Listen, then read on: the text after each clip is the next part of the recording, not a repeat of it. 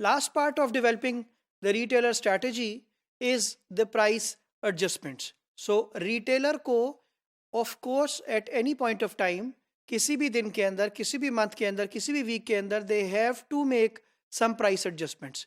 That can be on the basis of अगर तो demand increase हो गई है, अगर तो कॉस्ट इंक्रीज हो गई है, तो किसी भी चीज को टैकल करने के लिए you have to make some price adjustments. That price adjustments can be in the form of markup.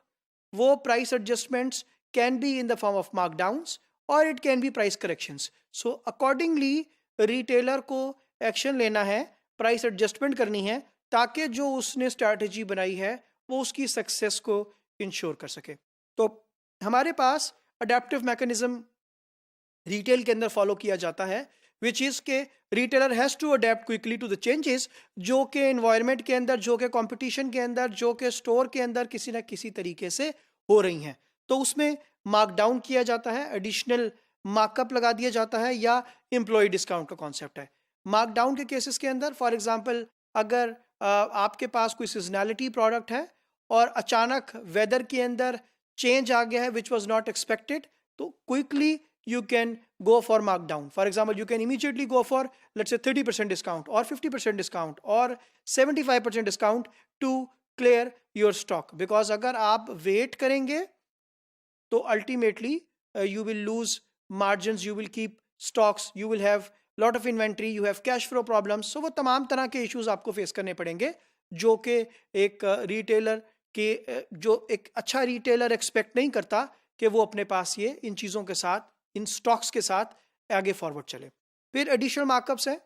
For example अगर कोई ऐसी प्रोडक्ट है जिसके ऊपर there are prices which are increase in the market और आप उसके ऊपर अभी तक you are maintaining the old prices, so again you can immediately do what you can do, you can make additional markup on these prices. और again जब आप ये करते हैं ultimately you can earn more margins out of it. जिस तरीके से markdown के अंदर you are losing margins, इस केस के अंदर you have reacted to a situation and then you have additional markups. Third is employee discount. Normally retailers have some discount policies for their employees, which is 5%, 8%, 7%, 6% of the shelf prices.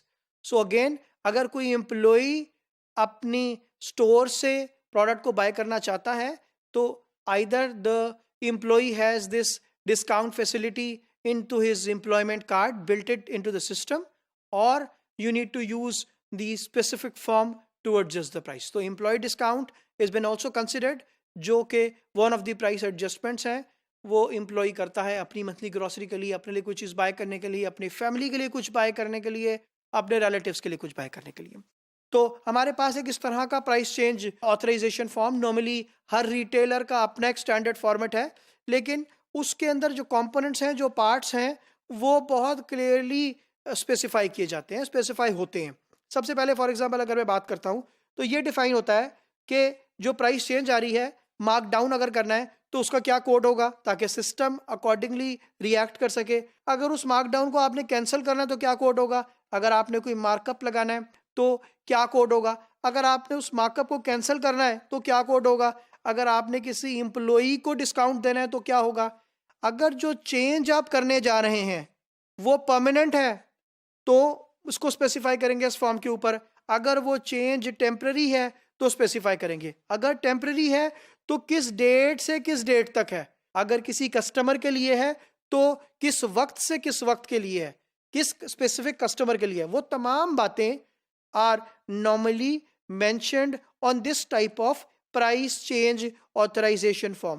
This price change authorization form is normally signed by the price change controller, जो कि हर store के अंदर exist करता है, and counter signed by the duty manager or the floor manager or the division manager or the department manager, जो कि 4I principle को follow करते हुए इंश्योर करता है कि yes, this change is been specified, noted and implemented as per the knowledge of the management. Then अगर हम बात करते हैं markdowns के हवाले से, so there are some markdowns on the basis of timing also.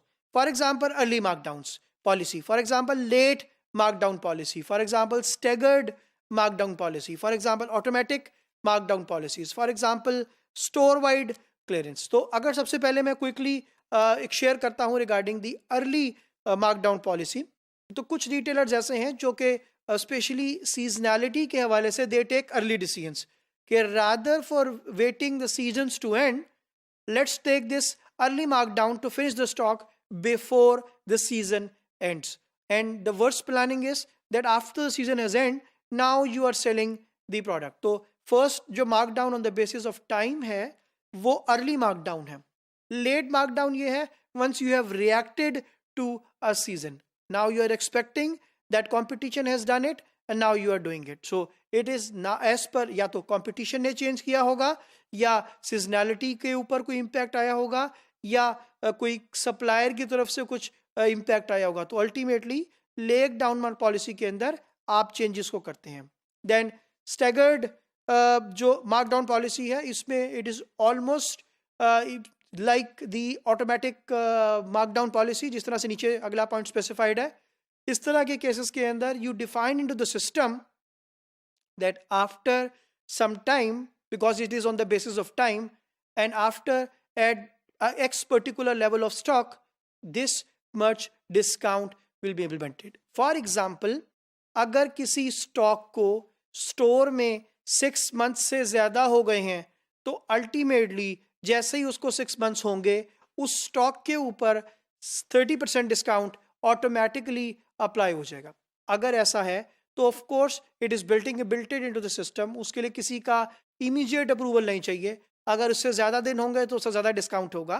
तो ऑब्जेक्टिव ये है कि स्टॉक को automatically on the basis of time and on the basis of the stock quantity liquidate किया जा सके।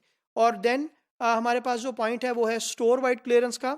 ये वो कॉन्सेप्ट है जब आप पूरे स्टोर में क्लियरेंस लगा देते हैं। It is normally a kind of gala which you celebrate, it is a kind of some day which you celebrate, और पूरे स्टोर के अंदर you make all this clearance. For example, everything and anything available into the store is let's say on flat 50%. So इस case के अंदर normally ये जो company outlets हैं, जो ब्रांडेड आउटलेट्स हैं, normally they do this. जो कंज्यूमर गुड्स वाले प्रोडक्ट्स हैं उसके ऊपर normally it been observed less कि इस तरह की पॉलिसी को अडॉप्ट किया गया हो, इस तरह की पॉलिसी को फॉलो किया गया हो। तो रिटेलर के सामने ये वो मार्कडाउन्स हैं जो कि वो किसी ना किसी तरीके से कर रहा होता है। इसी तरीके से हमारे पास एक क्विक एग्जांपल है जो कि प्रोमोटिंग मार्कडाउन्स के हवाले से है, जो कि normally you will observe in the retail stores also कि मिड समर सेल आ गई है, $50 प्लस के ऊपर है, फ्री डिलीवरी भी है and so so whatsoever it is you have the markdowns and now you can promote these markdowns to your customers. So last step of retailer price strategy was in the development cycle was the price adjustments. वो markdown की शक्ल में थी, वो markup की शक्ल में थी, या वो employee discount की शक्ल में थी, हमने डिस्कस की हैं। और आपको ये हेल्प करेंगे समझने के लिए कि now and how a retailer can develop its price strategy and how overall it impacts its overall business.